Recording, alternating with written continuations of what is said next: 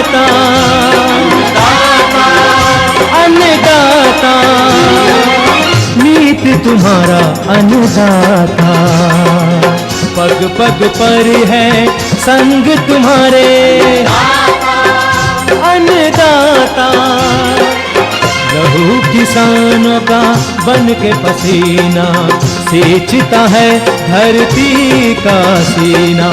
मेहनत का तेरी हक दिलवाने, नई तकनीक नई खोज बताने। पशुधन को गुणवान बनाना, पौध सुरक्षा को सिखलाना, खेती के सब गुर समझाने, भारत का सरताज बनाने। आठों पहर है संग तुम्हारे अन्नदाता, अन्नदाता। नमस्कार, मैं हूं आपके साथ शिप्रा झा। आप सभी दर्शकों का अन्नदाता के कार्यक्रम में स्वागत करती हूं। किसान का जीवन बहुत ही मुश्किल होता है। वो अपने खेतों में लंबे समय तक काम करता है, उसका ध्यान सदैव फसल में ही लगा रहता है। वे अपनी कड़ी मेहनत की ताकत पर अपना जीवन व्यतीत करते हैं और ऐसे ही किसानों की प्रगति के लिए हम खेती बाड़ी से जुड़ी हुई बहुत सी नई लाभकारी जानकारियां हर रोज सुबह लेकर आते हैं। तो चलिए कार्यक्रम शुरू करने से पहले देखते हैं क्या है आज के अन्नदाता में। जीरा की फसल में कीट रोगों का नियंत्रण करके लें अधिक पैदावार।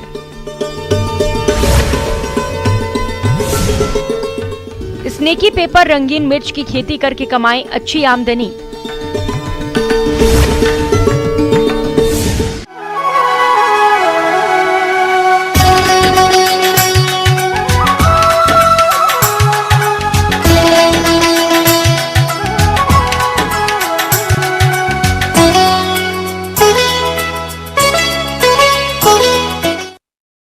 जीरे का इस्तेमाल लगभग हर घर में हर दिन हर किसी न किसी रूप में किया जाता है और किसानों को इसका अच्छा बाजार भाव भी मिलता है। लेकिन इस फसल में कीट रोगों का प्रकोप कुछ अधिक होता है जो फसल को भारी नुकसान करते हैं। तो किसान भाइयों, जीरे की फसल में कौन कौन से कीट रोग लगते हैं और इनकी रोकथाम आप कैसे करें, देखिए हमारी ये खास रिपोर्ट।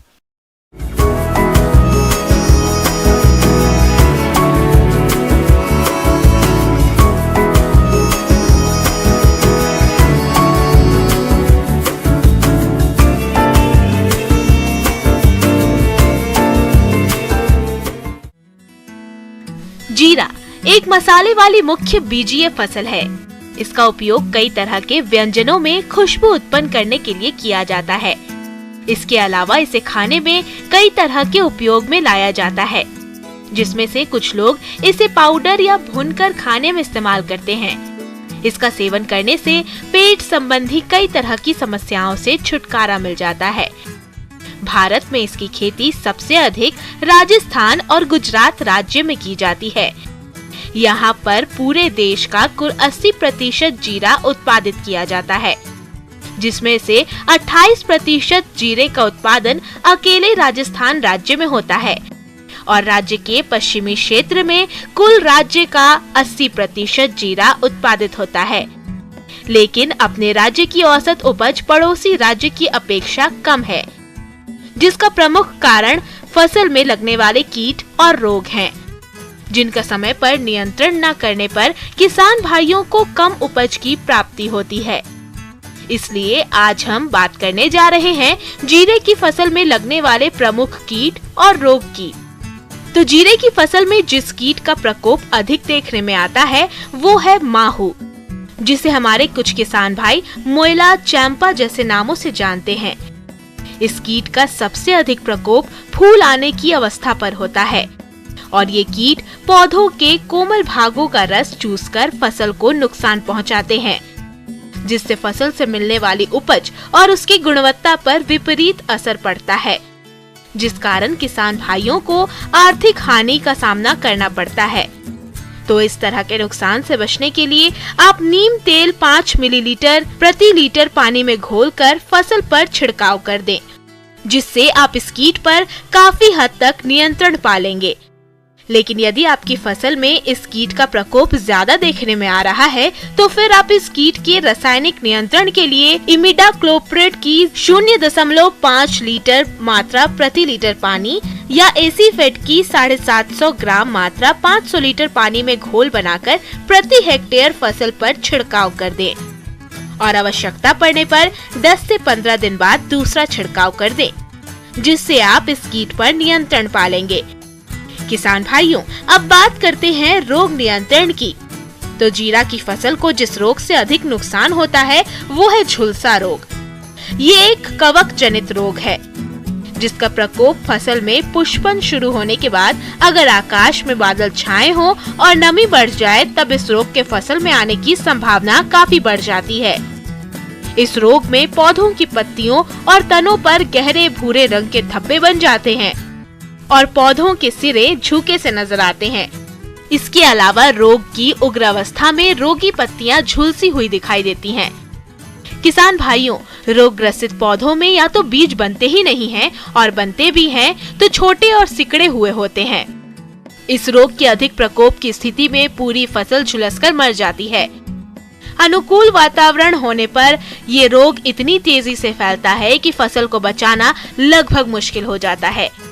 इसलिए मौसम के बदलाव आते ही बीमारी के आने की संभावना होने पर दवा का छिड़काव करके फसल को बचाया जा सकता है। किसान भाइयों, इस रोग के नियंत्रण के लिए मेन्कोजेब 1.5 से 2 ग्राम प्रति लीटर पानी में घोलकर फसल पर छिड़काव करें, जिससे आप इस रोग पर नियंत्रण पा लेंगे। इस तरह किसान भाइयों, आप यदि इन बताए गए फसल सुरक्षा उपायों को अपनाते हैं तो आप अपनी फसल को कीट रोग मुक्त रखते हुए फसल से अच्छी क्वालिटी की अधिक पैदावार ले सकते हैं। किसान भाइयों, अब लेते हैं एक छोटा सा ब्रेक।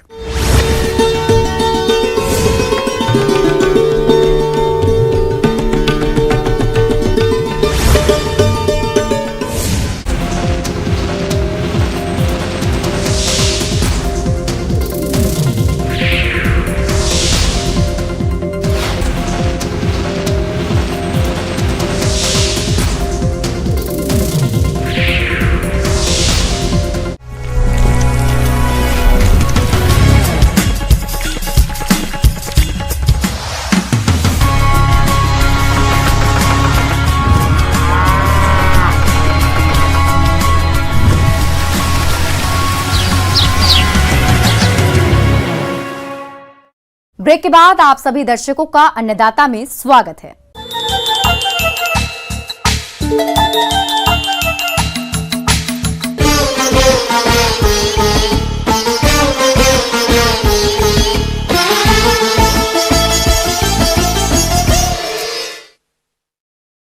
सब्जियों में शिमला मिर्च की खेती का एक बेहद ही महत्वपूर्ण स्थान है। अगर हम इसके स्वाद की बात करें तो तीखापन अत्यंत कम और नहीं के बराबर पाया जाता है। इसमें मुख्य रूप से विटामिन ए और सी की मात्रा अधिक होती है।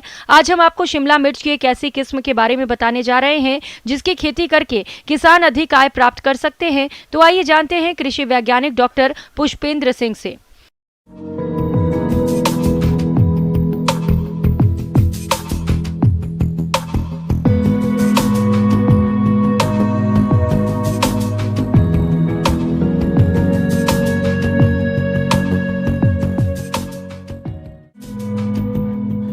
आज के समय में हर किसान चाहता है आमदनी बढ़े। इसके लिए किसान अपने स्तर पर कई तरह की खेती करते हैं, पर लाभ उन्हीं किसानों को अधिक मिलता है जो समय के साथ साथ नई तकनीक को अपना करके काम करते हैं, जिसमें आज बात करने वाले हैं संरक्षित वातावरण में शिमला मिर्च की खेती के बारे में। वैसे तो रंगीन शिमला मिर्च सभी लोग खाते हैं, स्वाद भी काफी अच्छा है, मगर क्या आपने कभी स्नैकी पेपर रंगीन मिर्च खाई है? यदि नहीं खाई है तो आइए आपको बताते हैं इसके स्वाद के बारे में। किसान भाइयों का मैं स्वागत करता हूं। आज जिस फसल का हम जिक्र कर रहे हैं उसका नाम है स्नैकी पेपर। नॉर्मल बेल पेपर है, स्नैकी पेपर का फ़र्क है, ये जो खाने में है ये दूसरे पेपर से थोड़ी और ज़्यादा मिठास है। जैसे शिमला मिर्च की तरह ये जो पेपर है मिर्ची का एक सेगमेंट है, लेकिन मीठी बहुत ज़्यादा है।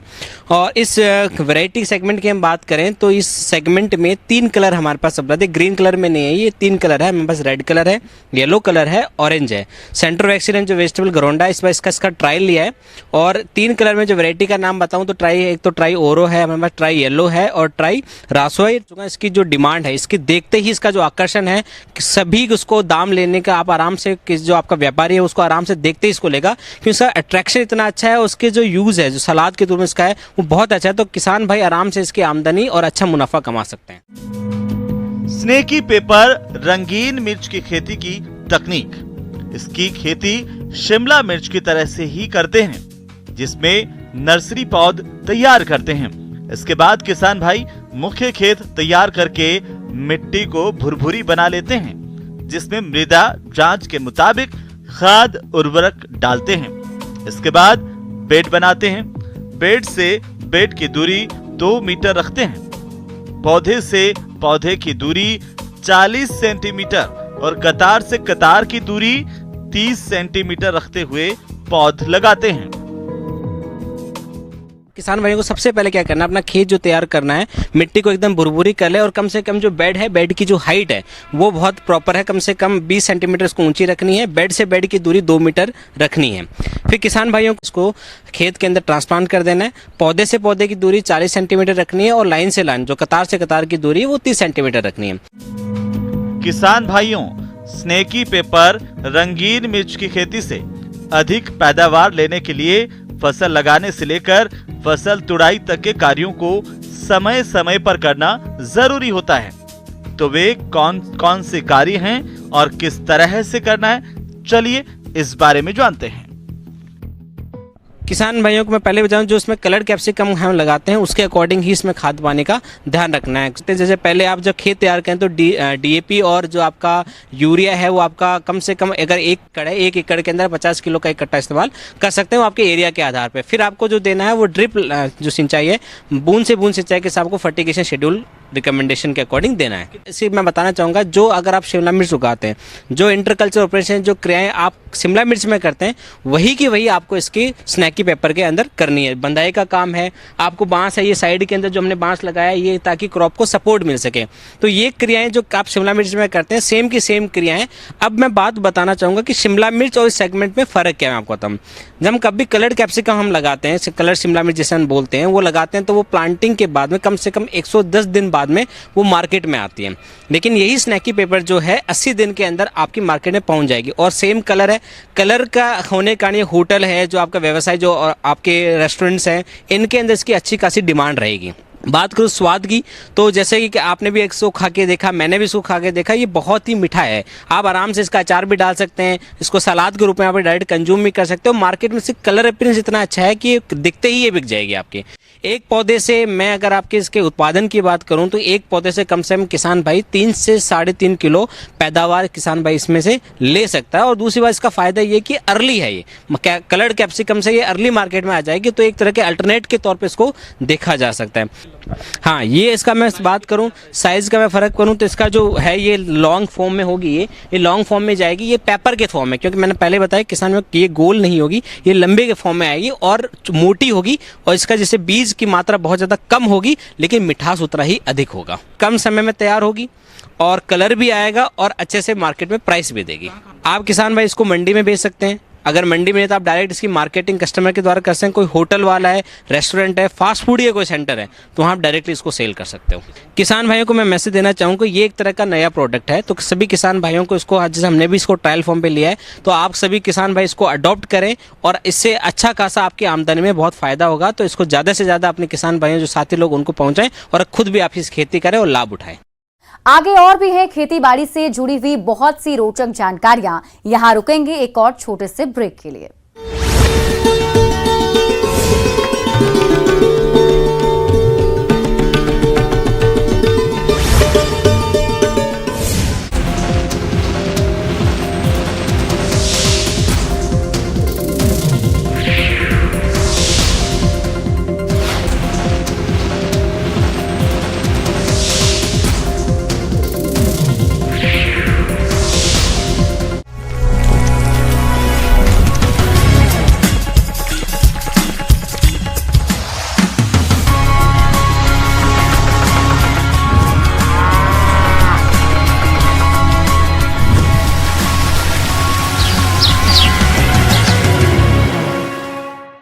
ब्रेक के बाद एक बार फिर से आप सभी दर्शकों का अन्नदाता के खास कार्यक्रम में स्वागत है।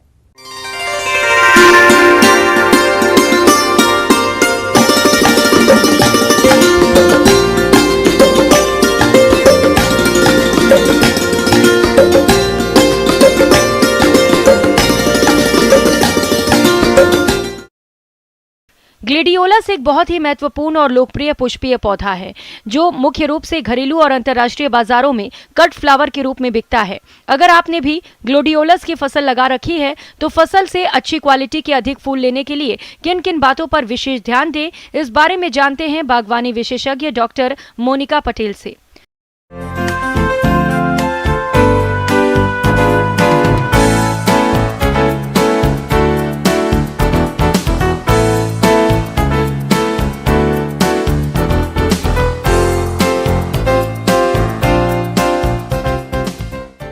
आपका जो आज तलवार फूल जिसको हम ग्लैडियोलस के बारे में भी ग्लैडियोलस बोल के बोलते हैं, उसके बारे में आज बताने जा रहे हैं। तो ग्लैडियोलस का जो फूल है अभी आपका 2 महीने का हो गया होगा। तो अब उसमें जो है आपका जो नाइट्रोजन है उसका जो पहले बार डोज आप जब बुनाई लगाए होंगे तब दे दिए होंगे। अब जो है उसका नेक्स्ट डोज देने का समय आ गया, क्योंकि अभी जो है नेक्स्ट इसका फ्लावरिंग टाइम है, फूल खिलने का समय है। तो इसके लिए जो ग्लैडियोलस का जो दूसरा बार जो इसका नाइट्रोजन का डोज डाल रहे हैं वो है 60 kg प्रति एकड़ का। ग्लेडियोलस में पानी की आवश्यकता जलवायु पर निर्भर करती है। ग्लेडियोलस की फसल के लिए भूमि में पर्याप्त मात्रा में नमी होनी चाहिए। इसके अलावा ग्लेडियोलस में 6 से 7 दिन के अंतराल में पानी दें। जब पौधे में चौथी पत्ती बनती है उस समय स्पाइक की लंबाई बढ़ती है, इसलिए इस समय पानी की ज्यादा आवश्यकता होने के कारण सिंचाई का विशेष ध्यान रखें। साथ में बारिश के दिनों में खेतों में अधिक समय तक जल जमाव नहीं होने दें। कभी कभी ये होता है कि बहुत समय के लिए मतलब धूप आ रहा है, तो उस समय में हम 4 से 5 दिन का अंतराल में हम यहाँ पे पानी देंगे, क्योंकि अभी का जो समय है उस पानी देने के लिए बहुत ही मतलब इसको बहुत पानी का ज़रूरत है, क्योंकि ये अभी फूल खिलने वाला है अब हमारा जो क्रॉप है। उसके बाद ग्लैडियोलस में जो है या जो तलवार फूल बोलते हैं बहुत जगह पे, तो वहाँ पे जो है मिट्टी को चढ़ाना बहुत ही ज़रूरी है, क्योंकि ये ग्लैडियोलस का जो पौधा है वो बहुत नाजुक होता है और इसका निचला जो पर्सन है ये बहुत ही मतलब टूटने वाला हिस्सा होता है। तो इसके ऊपर इसीलिए ना उसका मिट्टी चढ़ाना इस समय में बहुत ज़रूरी है। और दूसरा है खरपतवार जो है अभी इसके पौधे के साथ अब कॉम्पिटिशन में लग गए होंगे, तो इसको मैनुअल मेथड से जो लेबरल लगा के करने से ही बेहतर है, क्योंकि यहाँ पे हम कोई मतलब यांत्रिक उपाय नहीं कर सकते हैं। ग्लेडियोलस से गुणवत्ता युक्त और ज्यादा उत्पादन प्राप्त करने के लिए जरूरी है कि फसल में समय पर खरपतवार प्रबंध करें। इसके लिए फसल अवधि के दौरान लगभग 4 से 5 बार निराई गुड़ाई करनी पड़ती है तथा निराई गुड़ाई करते समय पौधों के आसपास 10 सेंटीमीटर ऊपर तक मिट्टी चढ़ा दें, जिससे पौधे गिरे नहीं और सीधे खड़े रहें। और अभी जो है इसका जो ग्लैडियोलस का कहीं कहीं पे एक कॉर्म से जो आप लगाए होंगे वहाँ से 2 पौधा निकल रहा होगा, तो एक पौधा को कृपया आप तोड़ दीजिए। और उसके बाद इसका जो है फूल आने का समय हो गया, तो फूल आने के बाद जो है इसको आप तुरंत से क्या कीजिए, स्टेकिंग कीजिए। स्टेकिंग मतलब बाम्बू का या कोई लकड़ी का जो है उसमें उसको बांध दीजिए। और जो फ्यूजेरियम विल्ट जिसको अंग्रेजी में बोलते हैं और जिसको तनागलन बोलते हैं, वो भी बहुत मतलब प्रकोप इसमें आता है। तो तनागलन के लिए जो है कार्बेंडाजिम का जो सोल्यूशन है उसको ड्रेंचिंग करना है, सॉइल ड्रेंचिंग मतलब जो है मिट्टी में ही उसको देना है, या फिर स्प्रे कर सकते हैं 0.2% मतलब 1 लीटर में 2 ml। और उसके बाद हम अगर फील्ड में जब ये पहले इसका सिम्टम्स दिखाई दे रहा है, उसका जो तना गलन स्टार्ट हो गया है नीचे के तरफ से, ये मुख्यतः जब पानी ज़्यादा आता है उस समय ये दिखाई देता है। इस फसल में माहू और थ्रिप्स ग्लेडियोलस की फसल के प्रमुख कीट हैं। ये कीट मुख्य रूप से पौधे और पत्तियां तथा स्पाइक को हानि पहुंचाते हैं। यह कीट फसल को खेत तथा कंदों को भंडारण के समय भी हानि पहुंचाते हैं। इस कीट को नियंत्रण करने के लिए डाइमिथोएट का 2 मिलीलीटर प्रति लीटर के हिसाब से पानी में घोलकर 10 दिन के अंतराल पर छिड़काव करना चाहिए। इस फसल में पिल्लू का प्रकोप भी होता है, जो कि पत्तियों के अलावा स्पाइक को काटकर खा जाता है। इसकी रोकथाम के लिए क्लोरोपाइरिफॉस 2 मिलीलीटर दवा प्रति लीटर पानी में घोलकर छिड़काव करें। यहाँ पे और एक रोग का भी मतलब उपद्रव होता है जहाँ पे, लेकिन तनागलन से वो कम है, वो है ब्लाइट जिसको बोलते हैं। और जो ये जो ब्लाइट है इसका जो हम सिम्टम कैसे पता करेंगे, ये पत्ता के ऊपर आएगा और पत्ता के ऊपर ये आसी कलर का और धूसरिया मतलब जो मिट्टी का जैसे कलर है उस टाइप का, और बीच में येलो येलो थोड़ा उस टाइप का जो है सिम्टम मिक्स कलर का आएगा। तो ये जो ब्लाइट के लिए हम मैंकोजेब जो है वो 0.2% के हिसाब से हम स्प्रे करेंगे। इस प्रकार का अगर आप मैनेजमेंट करते हैं जैसे बताया गया, इस टाइप का अगर आप करेंगे तो आपका जो फूल, कॉर्म और जो कॉर्मेल है इसका जो परिमाण में वृद्धि होगी और आपका आर्थिक उन्नति भी होगी।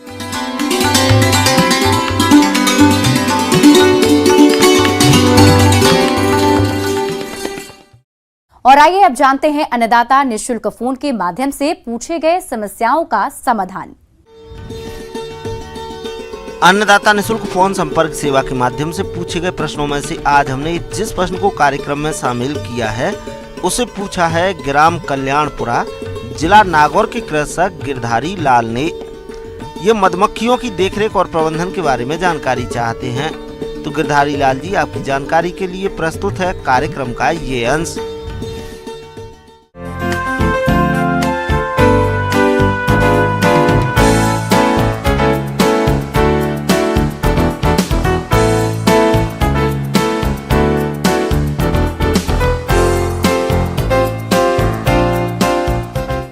सबसे पहले अपन बात करेंगे मधुमक्खियों का वैज्ञानिक तरीके से रखरखाव और उनको कैसे अपन ज़्यादा पाल के अपनी उनकी जनसंख्या बढ़ा सकते हैं और लाभ ले सकते हैं।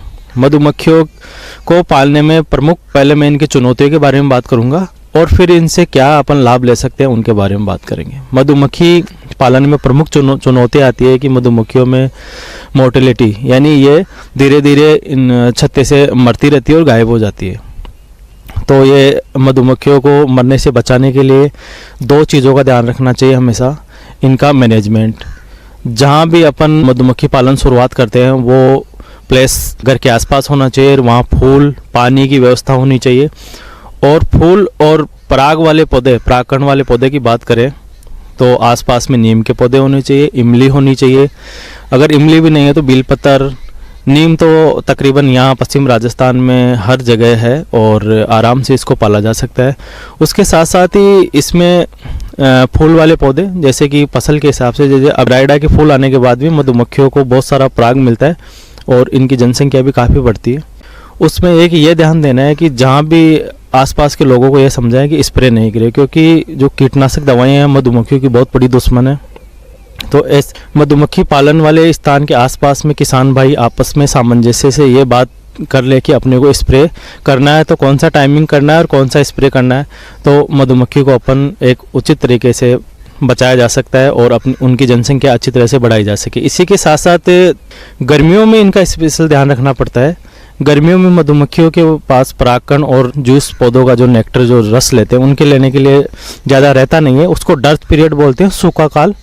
तो इस सूखा काल में उनको बचाने के लिए आपको कृत्रिम रस बनाना पड़ता है, जिसमें 50% पानी, 50% चीनी ये घोल के और अलग इनको दिया जाता है, जिससे वो अपनी दैनिक दिनचर्या और दैनिक लाइफ चला सके और उनमें मोर्टेलिटी नहीं आए।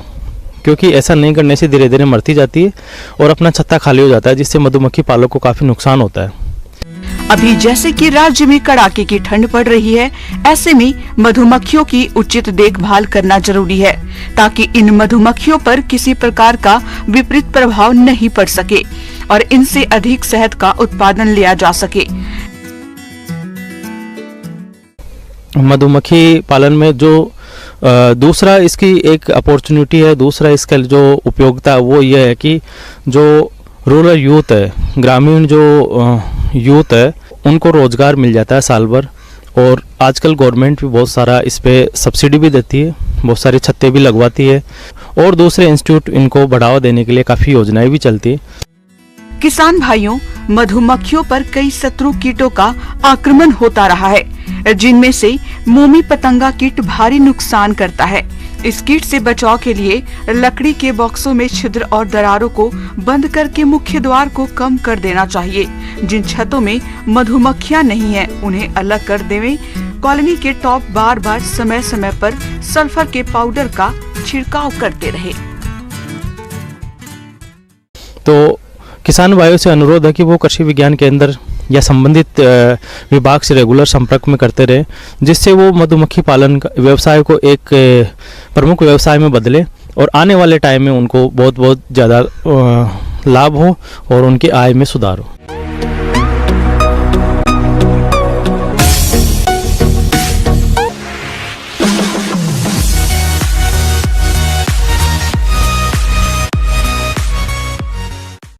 और आइए एक नजर डाल लेते हैं राज्य के कुछ मंडियों के प्रमुख फसलों के बाजार भाव पर।